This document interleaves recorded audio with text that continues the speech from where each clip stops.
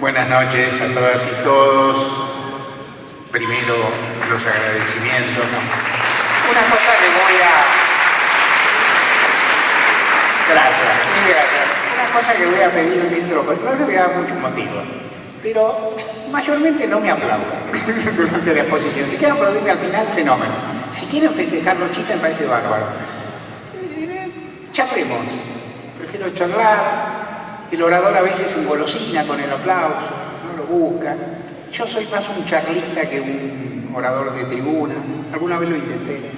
Pero, si alguna, tampoco es un internado, no es un régimen policial, digamos. Sí se puede.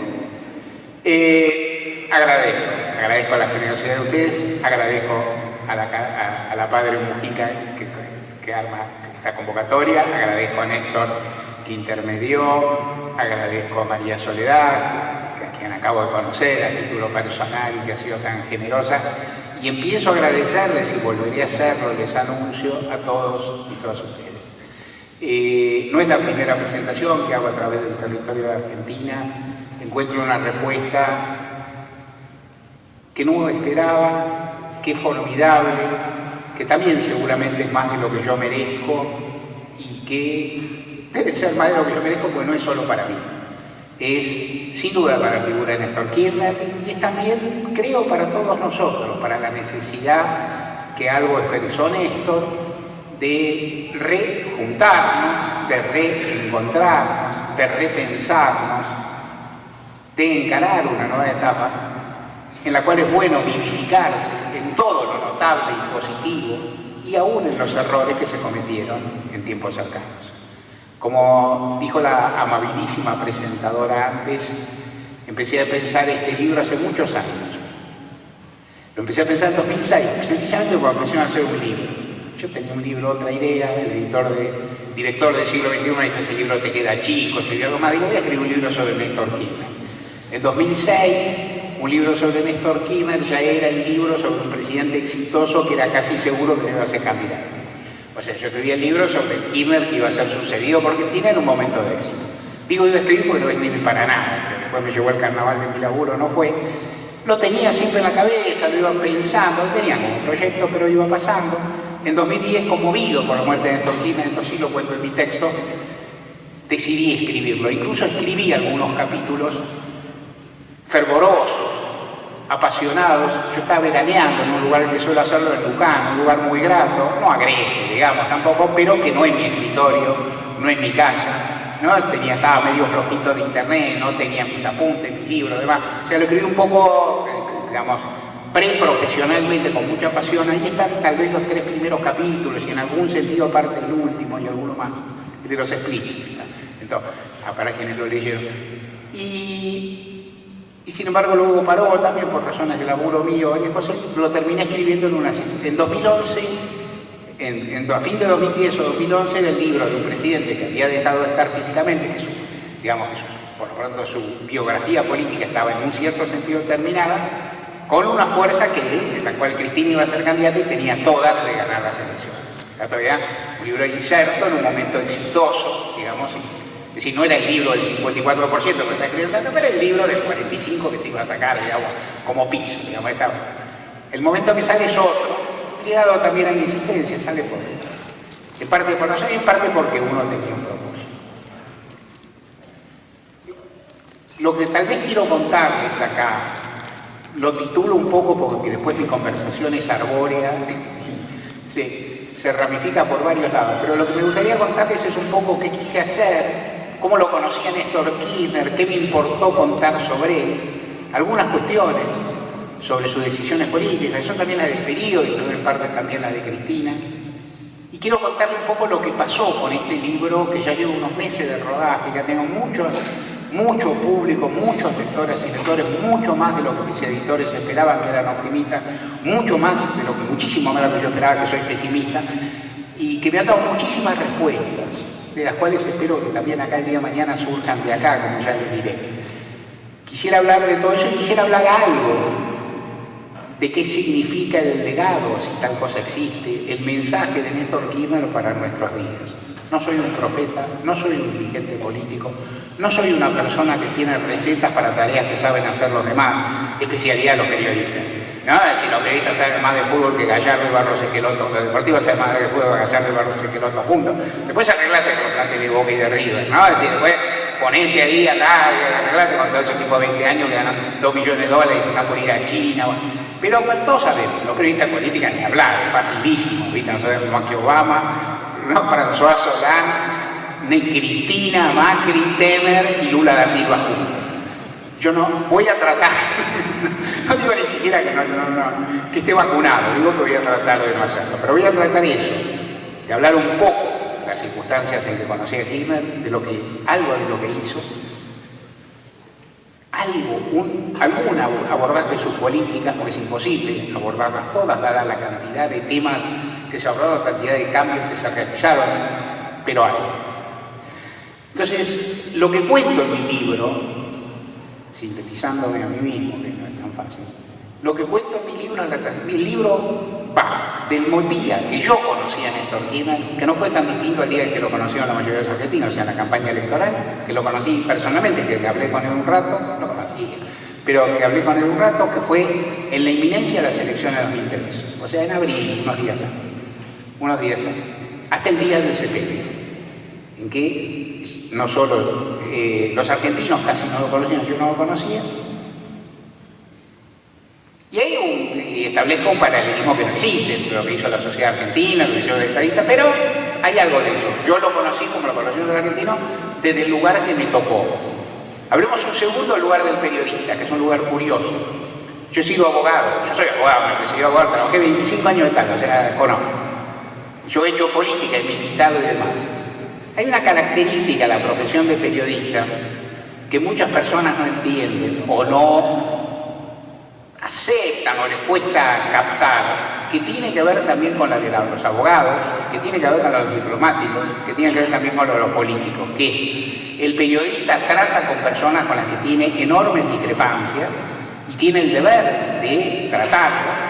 Tiene el deber de establecer una serie de vínculos que no tienen que ser alianzas para nada, o sea, el abogado no se alía con el abogado contrario, ni el diplomático se pasa al país, puede ocurrir, digamos, pero no tiene por qué ser un topo, pero sí tiene que sentarse en una mesa a dialogar, y el periodista también tiene que hacer. Es una profesión extraña, en ese sentido lo tiene que escuchar y transmitir las premisas del otro. Después puede, lo primero es informarlas, después puede analizarlas, discutirlas, debatirlas con los propios protagonistas, con las propias figuras o en el marco del análisis. En ese rol escribí este libro, desde ese lugar lo escribí y quisiera que ese libro fuera eso, el libro de un periodista que tiene una trayectoria política, como se dijo por ahí, creo que menos exitosa, tampoco que mi trayectoria de periodista sea tan exitosa, pero digamos que como periodista me fue mejor como dirigente político, y que cuando hacía política lo mejor que hacía era escribir, de cualquier forma. O sea, yo Néstor recordó que yo estaba en el Grupo Unido, que era un grupo que tenía una publicación y que también formamos una agrupación dentro del Periodismo Capital, y que luego nos separamos en el Frente Grande. Yo participé de todos los episodios y hacía muchas cosas, o sea, estaba tanto en la unidad básica como en la revista. En la revista me salía mejor, o sea, conseguía más lectores que afiliados, digamos, ¿no? O sea, son capacidades, cada uno hace lo que puede. Y después terminé derivando de esto. Lo conocí en Néstor Kirchner más o menos como lo conocían los argentinos. Néstor Kirchner llegó casi por descarte a la presidencia, llegó votado porque era el mal menor, llegó votado como alternativa frente a Carlos Menem. Muchísimas personas que lo votaron no debían pronunciar bien su apellido, ni le conocían mucho la cara, ni le conocían mucho la palabra, porque no era no era una figura tan instalada en la cultura nacional. Eso fue en el año 2013, en el año 2010, en octubre, cuando falleció, lo lloraron, lo lloraron y lo acompañaron en la Casa de Gobierno, centenares de miles de argentinos que representaban a muchos más. Ahí ya lo querían, ahí ya lo conocían, ahí sabían su nombre, sabían cómo vestía, sabían cómo silbaba las S, le conocían los tics, le conocían la forma de vestir, le conocían el desaliño y el desafío. Como decía María Soledad, ciertas reglas de rito y de protocolo, lo conocían, lo querían y le agradecían. En ese mismo velorio en la Casa Rosada hablaron de él dirigentes políticos grandes presidentes de la región que tampoco lo conocían, que en el 2003 tampoco lo conocían. Habló Hugo Chávez, me voy a quedar corto, no voy a decir todo. Habló Hugo Chávez, habló Lula da Silva. No lo conocían, lo desconfiaban un poco, no se llevaban bien de entrada. No es fácil que un brasileño y un argentino se lleven bien. Las personalidades pesan, las culturas políticas pesan. Pensemos, un brasileño de un partido de izquierda, laborista, frente a un peronista. Los peronistas en general son difíciles, o somos inclusive difíciles para todos, pero fuera de nuestras fronteras somos un poco más.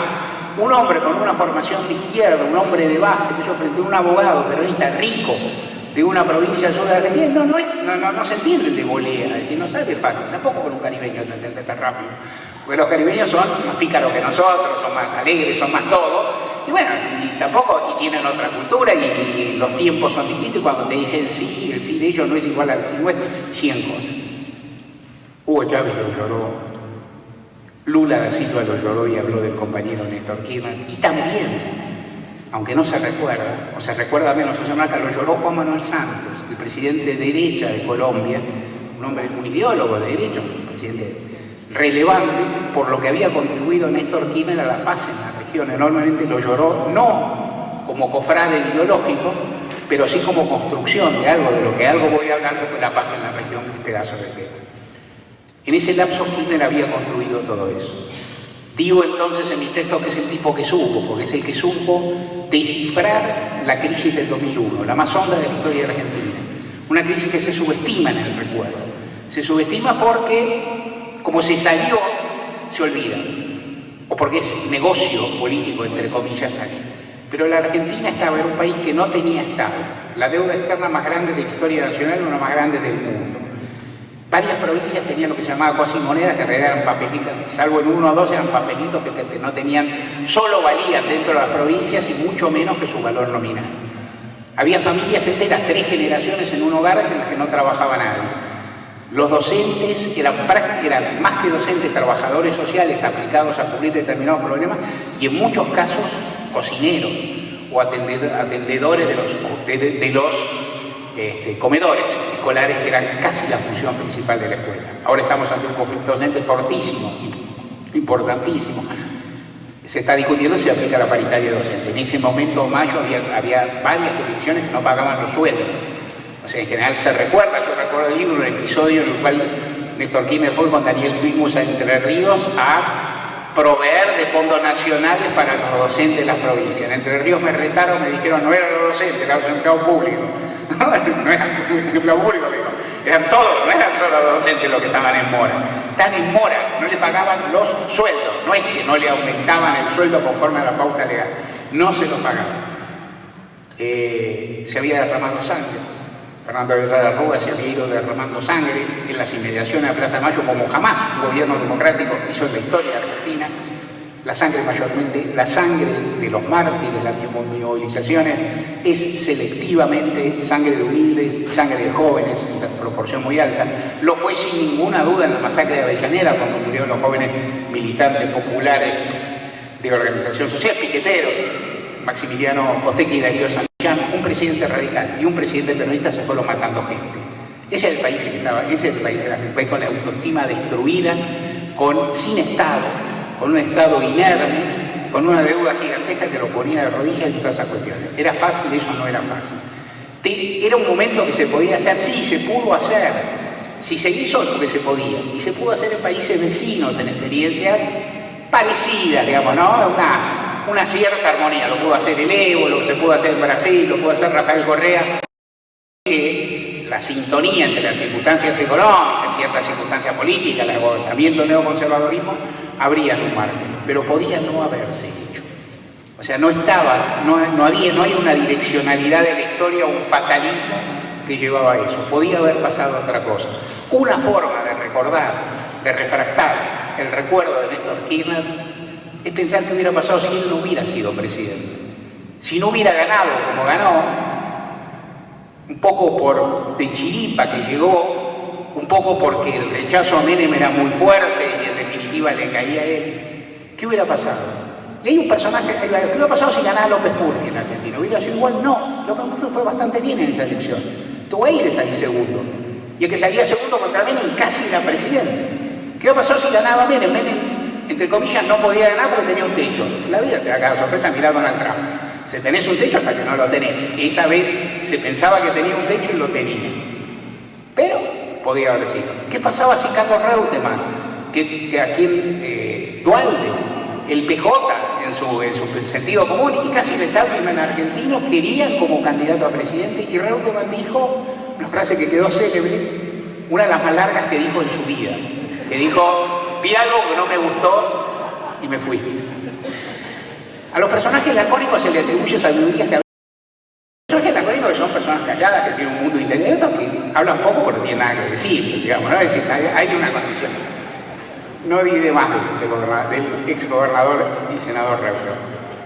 Pero cuando se habla de esto a los periodistas, a la gente del común, a muchos políticos, nos gustan las teorías conspirativas, ¿viste? Las teorías morbosas. Entonces, que son divertidísimas, porque aparte, como no se pueden refutar, ¿viste? Porque vos decís, hay una cosa secreta, que ya está, ¿viste? Es divertidísimo. Entonces, la teoría era que a Reutemann me lo había chantajeado por alguna cuestión, a menudo personal, si querés morbosa, la vida es divertidísimo todo eso. Todo el mundo se entretiene en eso. La visión que tengo yo, no la visión del relato construido sobre hechos, sin referencias, sin testimonios, es que lo que Reutemann dijo que vio es como hubiera gobernado él. O sea, lo que Reutemann vio, y lo digo en serio, lo que Reutemann vio es como hubiera gobernado una figura de la derecha convencional argentina, a un peronista, que son un poco más, digamos, amoldables a la realidad y más sensibles. Él hubiera gobernado como venía gobernando de la Rúa, como gobernaba, acá de Ecuador las circunstancias, con un poquito más de sensibilidad social, con un poquito más de cuidado, pero él no hubiera producido los cambios que... Y él lo que veía es que ese país era inviable. O sea, que ese país dice que en todo caso gobernar de esa forma, gobernar como quería el establishment argentino, que era devaluar desde ya, abrir la economía, aprovechar el boom de las commodities, sin ninguna duda, pero después no producir cambios en derechos humanos, no producir cambios en derechos sociales, no mejorar la ecuación de los trabajadores en forma inmediata. Era muy problemático en una Argentina que estaba soliviantada, herida, con la gente muy lastimada, muy privada en muchísimos sentidos, y eso ofrecía el riesgo de ser un gobernante muy impopular y muy violento. En cualquier caso, si Reutemann no pensó eso, pudo haberlo pensado. Reutemann se asesoraba en economía con López Murphy. Un milagro de la economía argentina, un candidato que se asesoraba en materia económica con un rival. Pero la vida de la Argentina es un país rico, es fértil, tiene tantas geografías, tantos climas, ¿por qué no va a tener esas cosas? En cualquier caso, lo que estoy diciendo es, la opción que tomó Néstor Kirchner no era la única posible. Había otras y había diversas. ¿Y cuál fue la opción en sentido y el rumbo? La opción fue que la legitimidad que él no tenía, la legitimidad de origen que casi no tenía, había ganado las elecciones, tenía legitimidad de ejercicio, digamos, había ganado raspando, que yo hubiera hecho una segunda vuelta muy buena. La legitimidad se construía mejorando la condición de vida de las personas. O sea, de la crisis se salía mejorando los derechos de los trabajadores. Esa mejora debía ser inmediata, porque así se reconstruía el poder político y así se reconstruía la sociedad. Y de nuevo, esa opción no es neutra, como no hay ninguna en la vida, ni en el mundo de la política ni en el mundo de la educación. O sea, si uno elige crecer mucho, que Kirchner eligió, otros países de la región eligió no crecer tanto, no es que la Argentina estaba condenada a crecer a talla china, retomando la famosa frase de la Argentina podría haber crecido menos. Ahora, si crecía menos, se redistribuía menos, crecía menos el consumo, crecía menos el empleo. Y también es cierto que si la Argentina hubiera elegido ese camino, tal vez hubiera podido tener un ahorro estatal, un ahorro general contracíclico importante contra el hambre, la necesidad y la carencia de los argentinos. Había que elegir. No hay que elegir. Como en la vida, yo no me gusta mucho nunca la comparación de la economía familiar con la estatal, pero hay algo de eso. Bueno, en un momento voy a decir, bueno, gasto, o sea, o consumo o ahorro. Y en un momento hay una colisión ahí. Los primeros años que vivimos fueron muy fértiles en todo, porque creció la economía, creció el consumo, creció el empleo y crecieron las reservas del Banco Central, crecieron los equilibrios fiscales. Pero hay algo siempre en eso, y esa es una opción. Y esa opción tomó Kirchner pensando en construir una legitimidad como la construyó en su momento, en los inicios. Y esto es algo que uno se daba cuenta, pero que tal vez yo pude elaborar o expresar un poco mejor escribiendo este libro, que es, hay puntos de común entre el primer Perón, el Perón del 45, 46, 52, sobre todo el Perón del primer mandato, redondeando, y del tiempo que estuvo durante el gobierno de facto anterior, y y Néstor Kirchner en el sentido de construir la legitimidad sobre la base de mejorar la vida de los ciudadanos. O sea, la legitimidad democrática se construye mejorando a muchos. ¿Cómo se llama eso? Demagogia.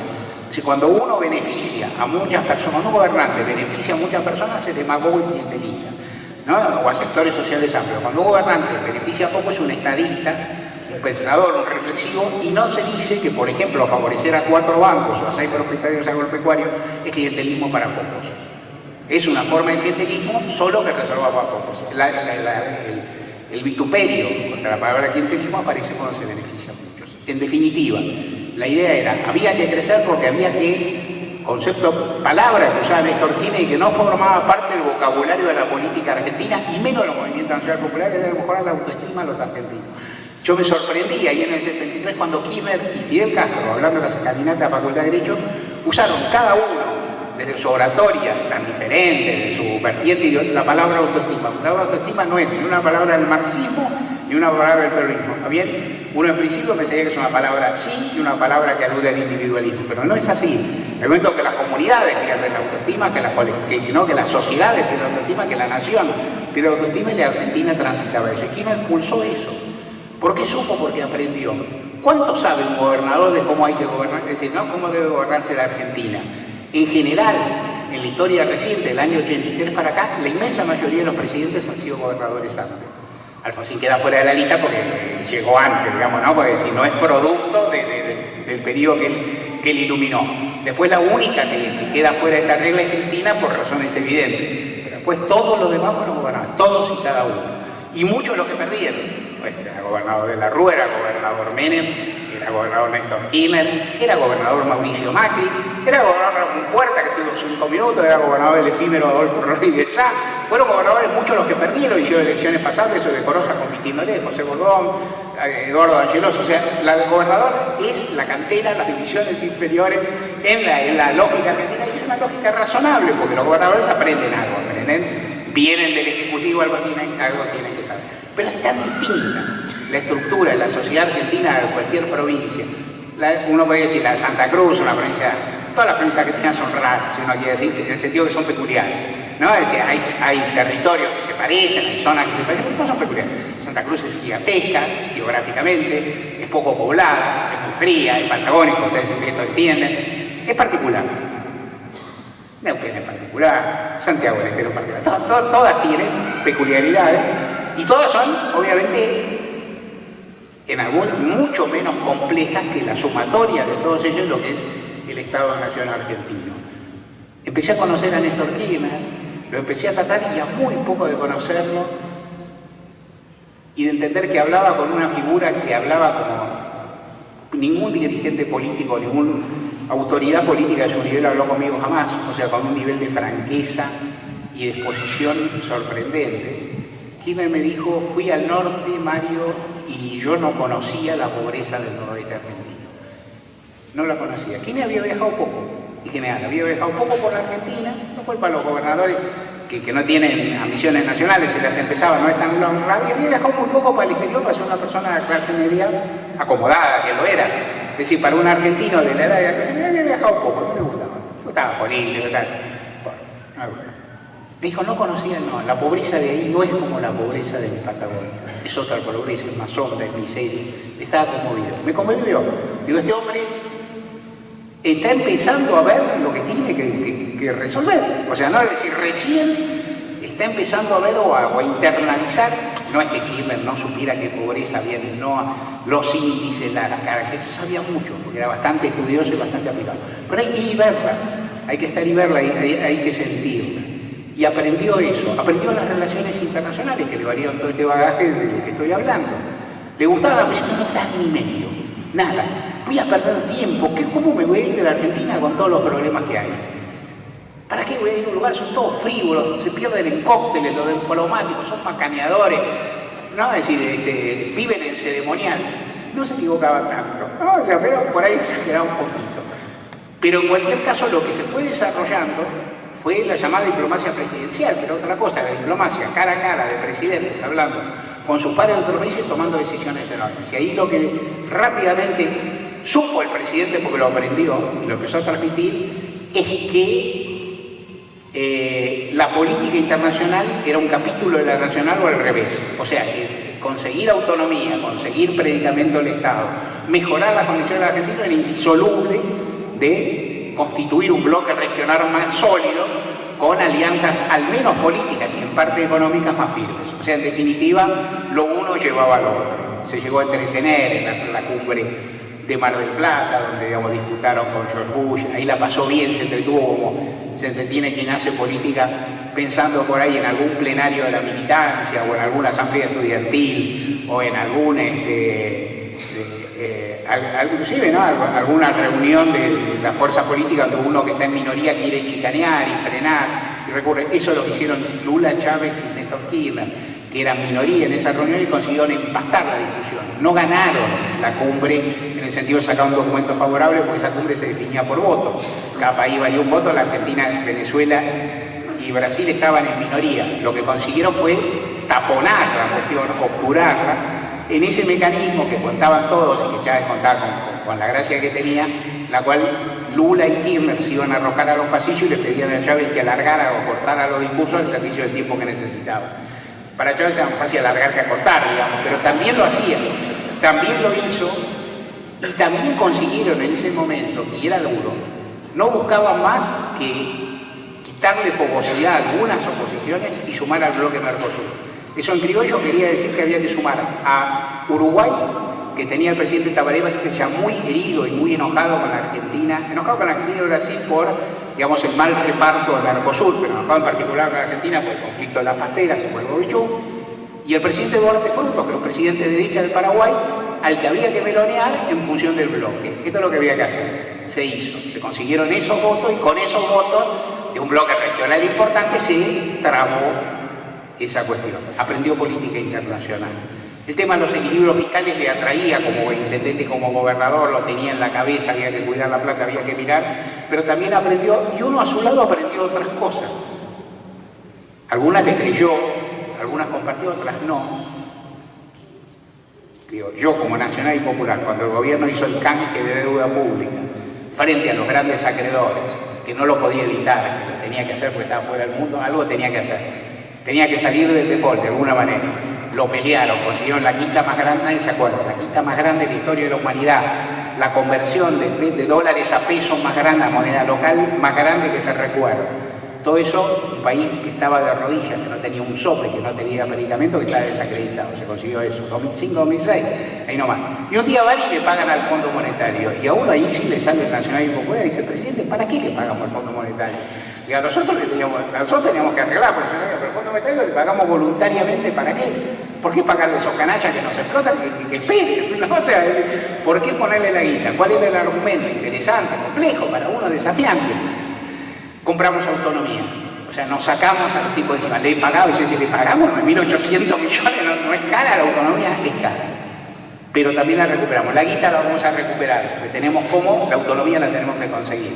Había que aprender. Eso contradecía nuestro catecismo, claro que sí, había que aprenderlo. Se hizo en paralelo con Lula da Silva. Ahí se discute si uno le ganó a otro, la recepción totalmente de acuerdo, uno primero, no importa, lo hicieron juntos. Lo que importa para la historia que Argentino era así, lo hicieron en el transcurso de una semana. Eso es lo que quedó, ese es el desafío que hubo y se realizó. ¿Para qué esto? Que si, ¿qué es lo que sabía aquí? El rumbo, el arco al que quería patear. Esto es lo que siempre entendió. Cuando uno se le acaba el mecanismo para contar, acude a la metáfora futbolística, ¿no? Entonces, él entendía el arco al que quería patear. Pateó siempre bien, nadie patea todo siempre bien. Hizo goles todo el tiempo, nadie hace goles todo el tiempo. Si juega 90 minutos, un gran partido, se hace 3 goles. Digamos. Pero siempre entendió que quería hacer, siempre, y también pensó, siempre, tuvo una concepción del Estado benefactor que va más allá de lo que a veces solemos pensar muchos, o la asociación que hacemos todos con el Estado benefactor, nacido en el mundo más o menos después de la Gran Guerra Internacional que termina en el 45, que en Europa y en Estados Unidos más o menos se prolonga del 45 al 75, 30 años, que en la Argentina más o menos también. Inclusive uno podría ubicar, es decir, del 45 al 75 en términos históricos, de la emergencia del peronismo al rodrigazo, y si uno se quiere poner en términos de prosapia democrática, es decir, del 46, cuando asume Juan Domingo Perón en elecciones, no había construido desde antes, pero en elecciones, hasta el 76 con el golpe militar. Fueron 30 años. Después ese modelo económico keynesiano que se cayó, y luego que también venía de la mano un poco de la decadencia de los socialismos reales, digamos, que habían perdido peso y atractivo, aunque todavía duraron un rato. Pero ese estado benefactor muchas veces lo pensamos en términos de cuánta guita recibe cada trabajador, cuáles son las jubilaciones. O sea, pensando, estoy hablando, ganar plata, tener jubilaciones, tener sindicatos son derechos, pero es algo que tiene una traducción económica veloz. Estamos hablando de derechos sociales económicos, de eso se habla el estado benefactor. Kirchner tenía, y el del primer peronismo también hubo, una idea del estado benefactor mucho más amplia. El estado benefactor es aquel que mejora la condición económica, pero que aparte amplía los derechos de los ciudadanos. El primer peronismo en eso es diáfano. Hay muchísimas leyes olvidadas que mejoraron la condición, que cambiaron las condiciones de la familia, mejoraron las condiciones de los hijos extramatrimoniales y legítimos, la condición de la mujer ni hablar, el sufragio femenino, el voto empieza a ser universal de verdad con el primer peronismo. Las universidades públicas empiezan a estar de acuerdo con el paradigma de la ley 1420 cuando se hace gratuita. O sea, mi viejo universidad pagaba arancel. Es decir, el peronismo también redondea, el peronismo es un gran, el primer peronismo dota, reconoce, garantiza una serie de derechos, y el kirchnerismo también. Entonces, por cierto, los derechos económicos sociales tienen una gravitación que nadie puede negar, que haya trabajo, que baje el trabajo informal, que haya paritaria, que haya jubilaciones, que se hagan jubilaciones cuasi universales.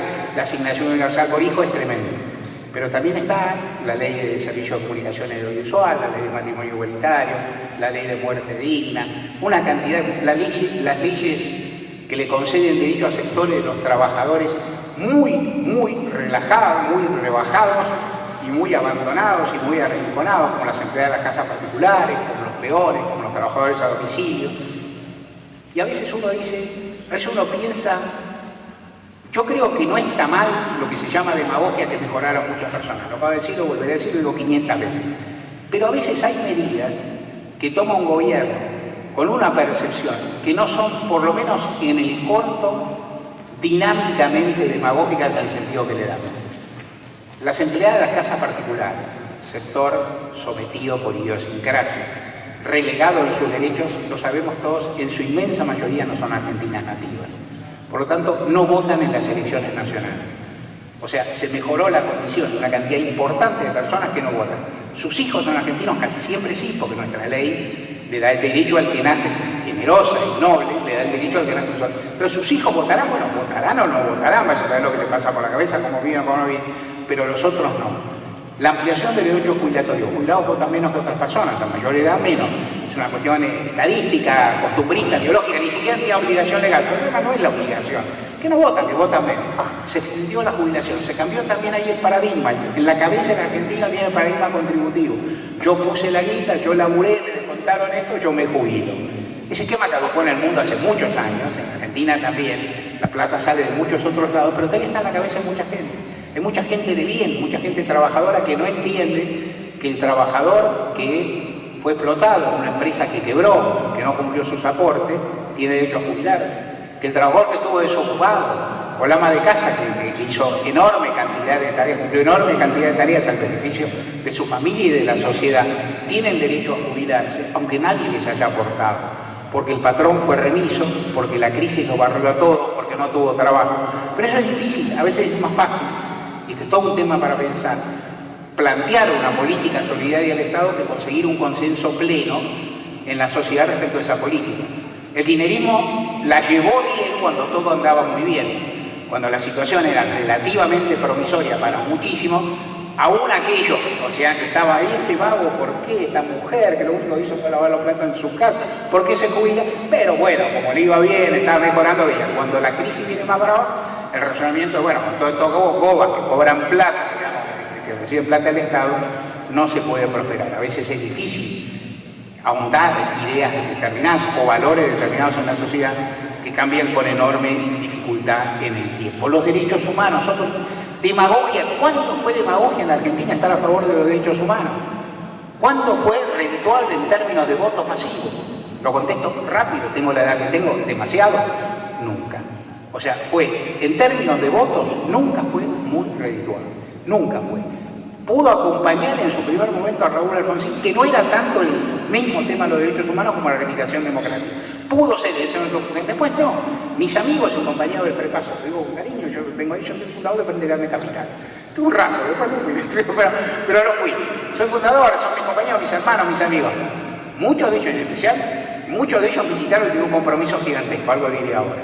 Otros, algunos de sus referentes más importantes, decían que era piantavoto, que no era un gran negocio plantar esto adelante, porque este era un tema de minoría. Los lectores de Página 12, los movimientos de derechos humanos, los progresistas, y empecé a parar de contar. Esto a la gente no le importa, a la gente le importa la economía. Y algo pasaba, algo pasaba. Kirchner lo transformó en política de Estado.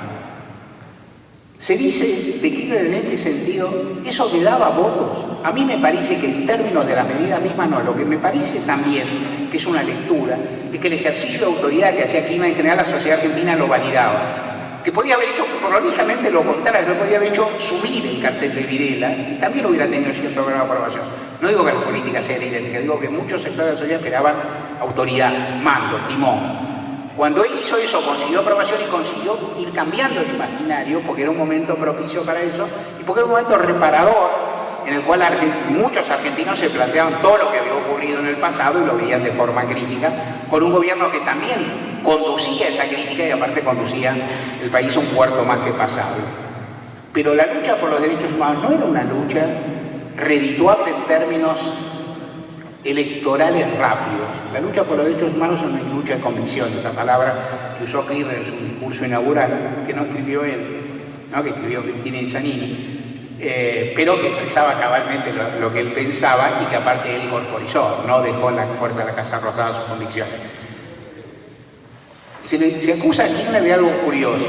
En algún momento veo personas que tienen la edad para recordarlo, veo otras que no. Quien fuera candidato a gobernador de Mendoza y también senador, Baglini, radical, elaboró un teorema en el cual decía que todo político era más audaz, más agresivo, más progresista y más lanzado a medida que estaba más lejos del gobierno y a medida que se acercaba a la posición de poder se ablandaba. Aquí no se lo acusa de lo contrario, notable. O sea, se lo acusa de haber sido más de izquierda, más progresista, más avanzado cuando fue presidente, cuando estaba mejor. Es un mérito. No es al revés, es un mérito. Cuando uno se acerca, se encuentra con la dificultad, se encuentra con los poderes y resulta que dobla la apuesta, está muy bien. ¿Y por qué dobla la apuesta? Porque comprende que la sociedad necesita ese tipo de reparación respecto al neoliberalismo, respecto al imperialismo, respecto a la deuda, respecto a los derechos humanos. ¿Conciliaba eso con su trayectoria previa? Claro que sí, pero la profundizó, claro que sí, la entendió. Y ahí él se transfiguró y transfiguró a otras personas. Y en la suerte, en los momentos que tuve de hablar con él, guardo un recuerdo que no olvidaré y que vuelvo muy rápido a la página de mi libro, que era la relación con los organismos de derechos humanos y en particular con las madres y los abuelos. Una vez que me dijo a mí, Eve me puede llegar a apoyar, pero Eve nunca se va a comprometer políticamente porque Eve es una mujer de pueblo a que la política le arrebató los hijos. Y entonces ella nunca podrá tener una plena identificación política. Puede acompañar de lo emocional, puede acompañar de lo organizativo, de lo empresario, pero nunca se va a consustanciar en la política. Y no fue así. Eve hizo esa transfiguración también porque todo lo que ocurrió en el camino la llevó o la indujo a eso. Y Eve lo logró, y me tocó en Radio Nacional emitirlo el mismo día de la muerte de Kirchner, diciendo algo que está escrito, de la grabación. Me la acordaba de memoria, pero uno busca la grabación porque quiere testimoniar.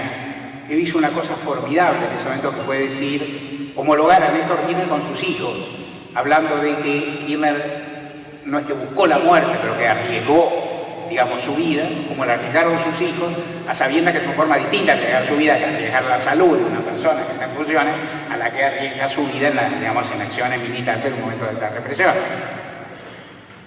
o de terrorismo de Estado. Pero lo homólogo dijo, los hijos son siempre así, los hijos hacen lo que quieren, siguen su camino y nunca te obedecen. O sea, Eve entendió eso y Néstor Kirchner la fue llevando precisamente porque no quiso hacerlo en términos directos. Lo que fue generando fue un clima de revalorización de los derechos humanos sin el cual todo esto no hubiera pasado. ¿Qué hubiera pasado en la Argentina si hubiera gobernado Reutemann? ¿Hubiera habido restauración de derechos humanos? Claro que no. Estaba resuelto en el primer nivel de la política argentina, entre Duhalde, Menem y Alfonsín, cerrar de nuevo, que estaban cerrados básicamente, pero cerrar más a cal y canto el devenir de todos los juicios por memoria, verdad y justicia, aún por los que había. Ese acuerdo estaba, y la Corte Suprema menemista formaba parte de ese acuerdo. Y fue el primer apriete que le hizo la Corte Suprema a Néstor Kirchner, que motivó que Kirchner, una jugada arriesgadísima, poquísimo de llegar, la emprendiera contra todos ellos. ¿De dónde sacó fuerzas la Corte para hacer eso? De donde no tenía y del predicamento que entendía que tenía. Esos tipos eran desprestigiados. Es lo que entendió, que estaba peleado con un pasado que era horrible, que la sociedad despreciaba, y que en eso tenía que plantarse. ¿De dónde sacó fuerzas para el cambio? No se sabe de dónde. ¿Cuál es la fuerza del deudor? Es escasa. ¿Qué les dijo? Los muertos no pagan, déjenos crecer. Los conmovió. ¿Quién los va a conmover? Son usureros internacionales. ¿Entendieron algo? Supo entender porque habló en su idioma, porque supo llevarlo, qué sé yo. Hay que hablar del tecnicismo, lo que fue el canje de la deuda. La Argentina no tenía Estado para hacer un censo en el año 2000. No tenía Estado. No es decir, no podían hacer el censo porque no contaban con los insumos necesarios, porque no podían pagar los insumos, estamos hablando de lápices y papel, porque la infantería de los censos son los docentes que están todos sin pago. Y entonces no se podía hacer. Esto era la Argentina que estaba ahí, esta, la de la sangre derramada en las calles, de esto estamos hablando en términos comparativos, y por eso uno dice que puso en la bisagra en la historia, por todas esas políticas que implementó, de las que estoy hablando, y que hay muchas más, y sencillamente solo menciono, por la política internacional que fue desarrollando, y por algo con lo que empiezo a cerrar esta parte de mi exposición en la que hago el repaso, insisto, muy veloz, el dron, que es la oratoria de los movimientos nacionales populares, a más radicales más. Los nacionales populares en general nos embelezamos con una oratoria vigorosa, combativa, revolucionaria, trágica. No nos complacemos con el reformismo. Hace un rato largo estoy en contra de esto, livianamente, pero que tengo alguna cosa. Pero no importa, ni que hablar los bolivarianos, bueno. Ahora, algo que hay que decir para comprender lo que fueron estos procesos, no solo para militantes más convencidos, para los más radicalizados, ¿no? Sino para las sociedades de nuestra región, es que el periodo que vivió esta nuestra región, y que en cierto sentido, más allá de que ojalá que Lenín Moreno gane en Ecuador o que el Evo consiga de algún mecanismo proseguir sin estar él en Bolivia, es un proceso que se está agotando, digamos, o sea, algo pasa. O sea, inclusive se está agotando más allá de las derrotas electorales o del golpe de Estado institucional en Brasil, se está agotando en sus propias premisas. Algo pasó, se acortó el crecimiento, se frenó, algo ocurrió. Ahora, esos procesos dieron a la región una sustentabilidad política, una estabilidad política y un periodo de paz como prácticamente jamás conoció América del Sur. Jamás. O sea, ¿cuál fue el gobernante más estable de la historia inestable de Bolivia? El Evo Morales 8-1 por paliza y demolición. ¿Cuánto duraba un presidente antes de que llegara Rafael Correa a Ecuador? 25 días con suerte, digamos, no duraron nada, se caían como moscas, los echaban, ni se acuerdan los nombres. La Argentina, otro tanto, 3 mandatos. ¿Quién tuvo 3 mandatos? Con un poquito de suerte, Hipólito Yrigoyen, Alvear y Yrigoyen de pueblo derrocado. Era otro mundo, otro tiempo, otras variantes. Pongámosle igual. Con Perón tuvo 1 y pico, después volvió. 3 mandatos consecutivos no tuvo nadie en la Argentina. Paz, sustentabilidad, equilibrio y una vida difícil, más difícil para los sectores populares, que no resolvió todos los problemas, pero una vida sin violencia interna, sin violencia local, sin violencia guerrera. Reservorio del mundo en ese estado. Estamos en un momento, al que por ahí después todavía agrego algún macanazo más, en un momento de enorme violencia, enorme convulsión social, un momento peligrosísimo, intuyo, por supuesto no soy una autoridad, un momento peligrosísimo en el mundo. En esta región hubo paz durante 10 años. El gobierno argentino con el gobierno brasileño no solo promovieron que se hicieran elecciones relativamente limpias en Bolivia, en la que participó Evo Morales de entrada, sino que también participaron activamente en los golpes que se produjeron contra Evo Morales, golpes sangrientos en la zona donde vive La Rosca, en los sectores más ricos de Santa Cruz de la Sierra y Pando, los sectores más ricos de Bolivia, golpe contra Rafael Correa, que fue inclusive arrestado y detenido por policías, con otros golpes no funcionó, en Paraguay no funcionó, pero en todos los lugares hubo intervenciones muy vivaces y muy enérgicas para conseguir eso. También frente a una situación de agresión bélica de Colombia a Ecuador, una invasión que produjo una situación grave, en esta región no hubo guerras, no hubo violencias durante una década, número más, número menos. Ojalá me equivoque, no creo que eso se repita. Ojalá me equivoque, no soy quien, no soy un profeta, no sé nada, tengo algo que quitar. Veo difícil el mundo, veo muchísima agresividad, muchísima maldad en la opción de la política, muchísimo desprecio por las migraciones, muchísimas cuestiones que para mi ver son germen de algunas cosas. Hablemos de otras cosas. Hablemos de lo que ocurrió en el mundo y ahora se ve, siempre se vio entrar, pero cada vez se nota más a partir del atentado a las Torres Gemelas. Estados Unidos cambió su paradigma de política criminal interna, violó su constitución. En Estados Unidos hay cárcel donde se encarcela gente por tener cara de terrorista, se lo priva de todos los derechos, se lo deporta. Trump lo hace más rápido que los otros. Trump lo hace más rápido, pero lo hace, pero los otros también lo hicieron. Hay cárceles, hay lugares donde no hay garantías, no hay abogados, no hay trepitos. Hay Guantánamo. Guantánamo es un corte, un símbolo del poder del imperialismo en Cuba, pero hay Guantánamos en muchos lugares, aún dentro de los Estados Unidos de América, la cuna y el faro de la democracia. Y se han abierto Guantánamos en muchísimos lugares del planeta y de Occidente. Cárceles como esa, donde Estados Unidos terceriza su acción represiva y su visión del mundo. Una sola región en el planeta no tiene una sola base de eso. Y esa región en el planeta, hablamos del periodo 2001-2016, es la nuestra. Esa es América del Sur. Es América del Sur cuyos líderes a veces son vociferantes. Entonces dicen que son violentos. ¿Qué mató Chávez? ¿No? ¿Qué hizo Chávez esa parte de la elección? Era violento, era provocador, era bocón. Pero ¿qué violencia hubo en esta región? ¿Qué represión hubo comparada con la que hay en otros lugares? ¿Qué estabilidad hubo y qué sostenimiento de democracia de legitimidad política? Elecciones regulares, elecciones prolijas, el que ganó, ganó, el que perdió, perdió. Michelle Bachelet perdió, se fue, volvió.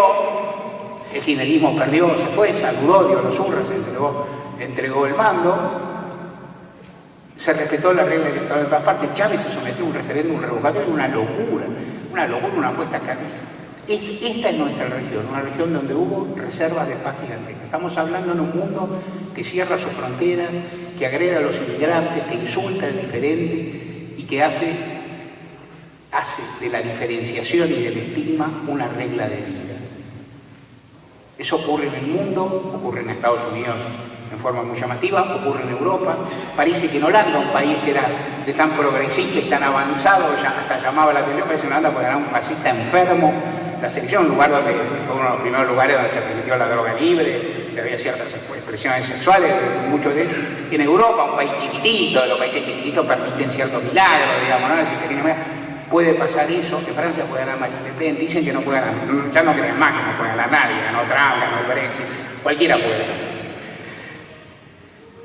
En ese mundo, en ese mundo la Argentina tuvo una política de puertas abiertas con los inmigrantes históricos, en general, que comienza con el preámbulo de la Constitución, pero que en tiempo de kirchnerismo fue generosamente muy abierto.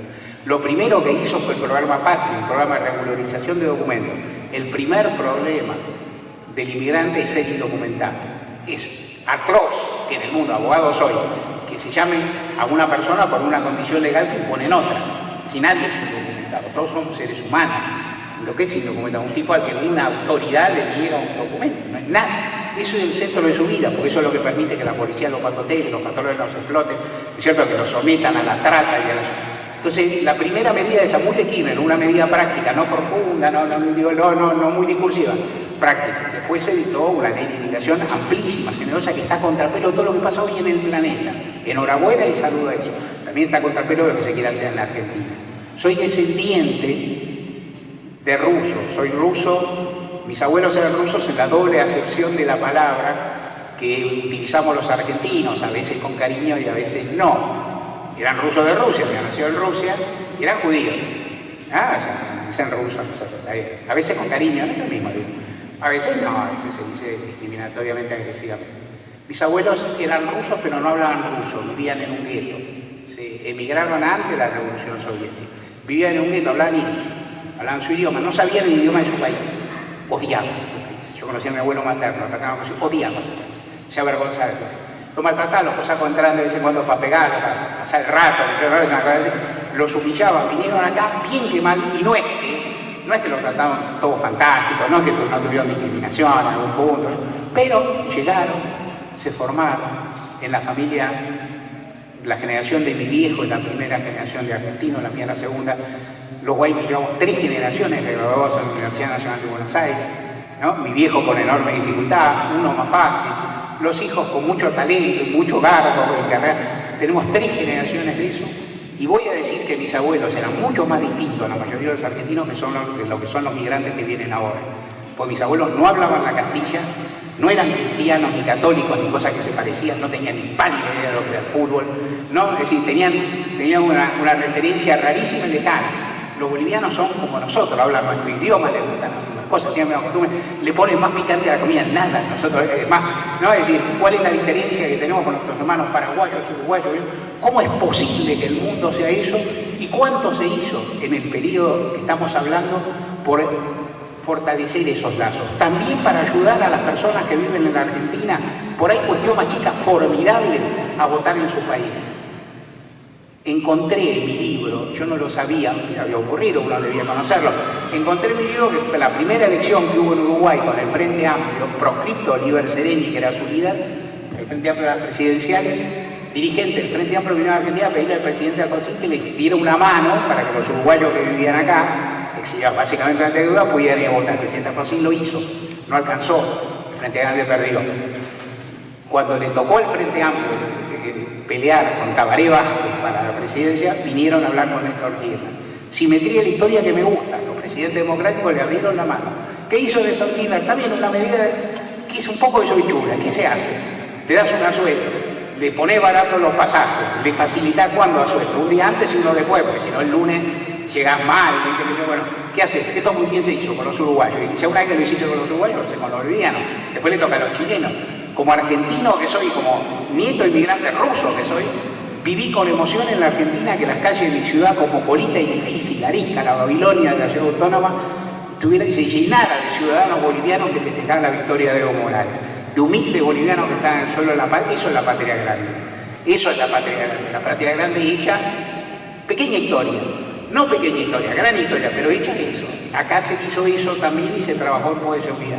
100.000 errores. ¿Qué institucionalidad tiene Mercosur? Ninguna. Tiene menos que un club de fútbol. Macanudo, es difícil. Pero no sé si tiene menos. Pero eso se hizo también. Cuento apenas y empiezo a terminar lo que me han dado mis lectores, las personas que han leído mi libro. Puse, siguiendo una costumbre que planteé en el diario, pensando en la radio, puse en el diario, puse una casilla de correo electrónico diciendo escríbame. Los lectores lo hacen, yo les contesto. Me cuentan que es experiencia inusual, que muchos periodistas ponen casilla y no contestan. Yo contesto. Trato de hacerlo con todo, para ver si me escapa alguno, a veces, pero contesto a los que no me insultan, que no son nadie, que son poquísimos, realmente. Quiero decir, uno en 1000, uno en 5000, no importa, no va a aparecer. Lo puse en el libro pensando algo parecido, el escrito frío, el distante, bueno, ¿cómo vuelve? Y lo abrí y dije, bueno, escríbame lo que quieran, qué sé yo. Cuéntenme, no dije más. A medida que empecé a recibir centenares de correos, que es lo que he recibido, de personas que se tomaban el laburo de leer el libro y encima comunicarse conmigo, encontré que el registro era distinto a la nota del diario. La nota del diario, bueno, ayer escribí sobre las manifestaciones. ¿Qué me contestan? Sobre las manifestaciones. Estoy de acuerdo, no estoy de acuerdo, le diste mucha importancia a tal, este es peor de lo que vos decís, estos son mejores, ¿por qué no le dijiste? Bueno, discusión, está todo muy bien, tal vez sea bueno, quiero decir, es temática, la discusión es cotidiana y se agota en un día. ¿Qué me fue llegando? Me llegaron muchísimas historias de vida que no pedí. Historias de vida de personas que me cuentan qué les pasó a cada uno de ellos o ellas durante el kirchnerismo. Me llegan, pues, los famosos estudiantes de primera generación de las universidades públicas. Me escribe un pibe que es hijo de una empleada de casas particulares, madre soltera, y que estudia en la Universidad de Buenos Aires, y que es la primera generación. Y me dice, yo esto no lo hubiera podido hacer. Me escriben 3 pibes, uno.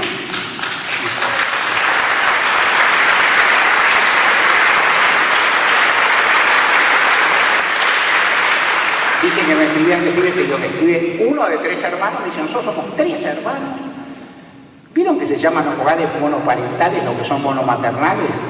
¿No? O sea, es decir, no, dice un hogar ¿qué es un hogar monoparental? Un hogar en que la madre está acá.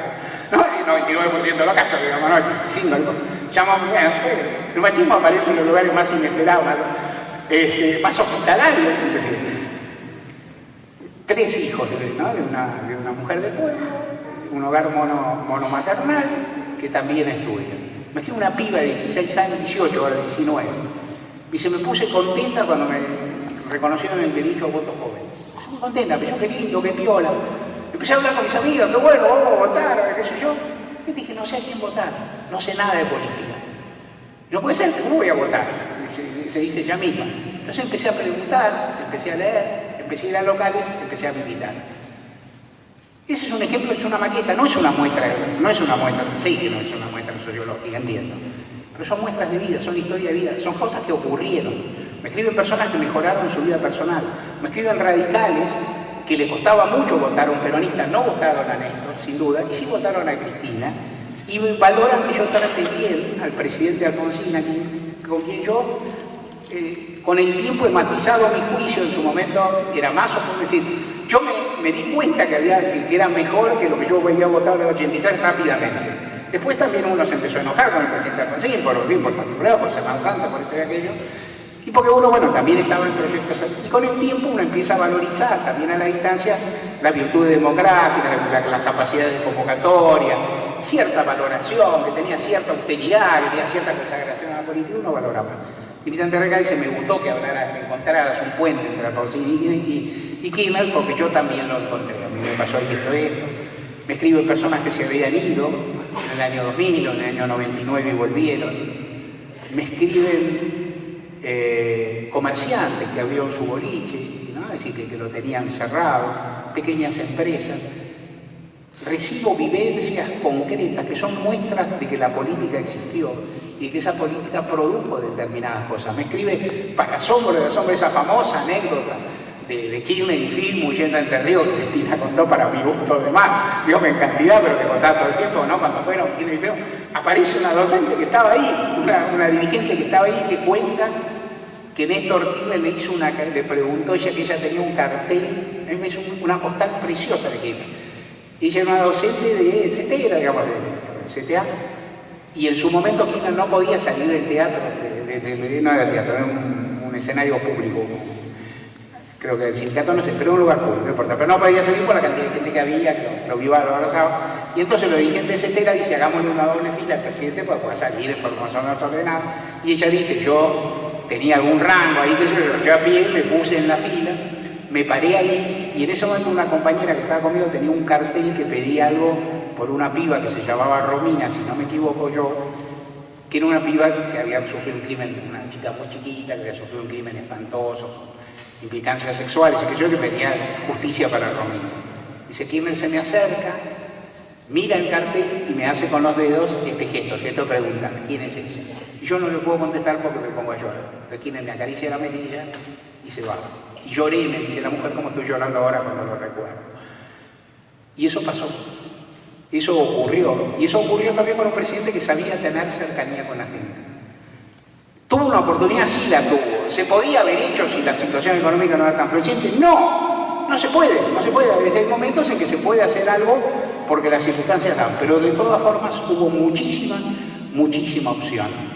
Hay momentos de la historia que son difíciles, todos lo son. Hay momentos de la historia que dan opciones. Algunos son más generosos y otros menos generosos.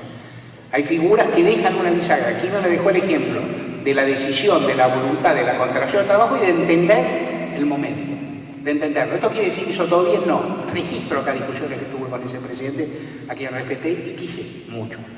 Discusiones, yo creía que la asignación por universal tenía que implementarse arte, yo creía que la ley de Bloomberg estaba mal, yo creía y creo que hizo mal en no mencionar a Raúl Alfonsín el 24 de marzo de 2004, mencionarlo encomiásticamente, yo creía y creo que lo de fue una calamidad. Digo, creo y creía muchas cosas que pude discutir con él, con algo que también es interesante y que vale la pena, que es, yo he discutido con funcionarios de mucho menor talla y por mucho menos de eso, me cerraron la canilla, me dejaron de atender, no me dieron bola, nunca me pasó con este presidente de los argentinos que me dijo, del que no fui el periodista predilecto ni el que más habló, pero que pude hablar bastante en un tono de respeto y de diálogo político, que para que la vivencia de una formidable, porque a veces uno también tiene que pensar, yo soy el que soy el nieto de mis abuelos, no soy nadie. O sea, si no soy nadie, soy como cualquier ciudadano, soy una persona pletórica de derecho que lo defiende, no soy nadie. La sociedad no me debía a mí nada que no le deba a todos los demás. Hay un error de ciertas profesiones que tienen cierta exposición de creer que el mundo le debe a uno una cantidad de cosas. No es así, uno le debe a la sociedad. Si yo vivo y vivo bien, pude estudiar, vivo de mi trabajo, mis hijos pueden hacerlo, mi viejo pudo hacerlo, tuvimos educación, nosotros somos los agradecidos y los beneficiarios hasta un punto y tenemos que tomarlos en cuenta. ¿Qué queda de esa figura? Queda la vocación por la política, queda el ejemplo y queda lo demás. Cuando murió el presidente Alfonsín, recordé la imagen del Cid, esa leyenda, o hecho histórico, eso es lo mismo. En un momento los hechos históricos son como fábulas, da igual. Habrá dicho el sargento Cabral, porque dice, qué sé yo, era un patriota, el tipo igual, pero sin duda, dio su vida, ¿qué importa? Si justo dijo eso, dijo otra cosa. El recuerdo del Cid, sus compañeros, su ejército había muerto, lo colgó en la cabalgadura, lo puso adelante, lo mandó adelante y le ganaron la batalla a sus enemigos. Yo dije de Alfonsín, algunos políticos no entran en la historia como un tribunal imparcial e inapelable, en la cual todo el mundo vive de acuerdo, los consagra o los ensalza, no es así. Los políticos que encarnan ideas y valores que siguen en disputa son territorio de disputa. Siempre habrá quien los critica, siempre habrá quien los cuestione, siempre habrá quien los quiere y siempre habrá quien los tome. Y diré algo más que tiene que ver con este momento, que es un momento difícil para muchos de los argentinos, que es un momento injusto, creo yo, en muchos sentidos, que es un momento en que muchas conquistas se están tratando y muchas están en riesgo. En el fondo, esos políticos siguen luchando después de muertos, pero quienes ganan la batalla son los quienes siguen sus ideas y sus valores y no ellos mismos. El Cid no ganó la batalla, la ganaron sus compañeros. La batalla la ganaron sus seguidores, que supieron tomarlo como bandera, que supieron mostrarlo, pero que supieron también tener la entereza, la capacidad y el coraje para dar la batalla. Creo que este es un momento en que también hay que buscarle la vuelta a la historia, hay que encontrar la forma de reagruparse y juntarse. No soy quien para darle recetas a nadie en el menor de los sentidos, pero creo que hay algo que hay que hacer, que es entender que cada oportunidad es única, cada momento es única, y que tal vez en el plano de la política lo que no debe permitirse, aquel que tiene convicciones, aquel que tiene valores, aquel que cree que Néstor Kirchner es un ejemplo para él o para ella, lo que no debe permitirse es la caída en el psicologismo o el individualismo. Uno puede indignarse, uno puede deprimirse, puede deprimirse, uno puede abatirse, puede abatirse. En términos políticos no son sentimientos funcionales, la palabra impropia. No son sentimientos deseables. La política es acción colectiva y la acción colectiva supone superar precisamente ciertas trabas. De esto se trata en este momento, como lo supo hacer Kirchner, desde la flaqueza, de la debilidad y de sus errores, pero aprovechando el momento de la convicción, y como lo supo hacer el Cid, que ganó la batalla, pero representado nada menos que por sus compañeros que lo usaron como bandera. Les agradezco enormemente la paciencia que me han tenido.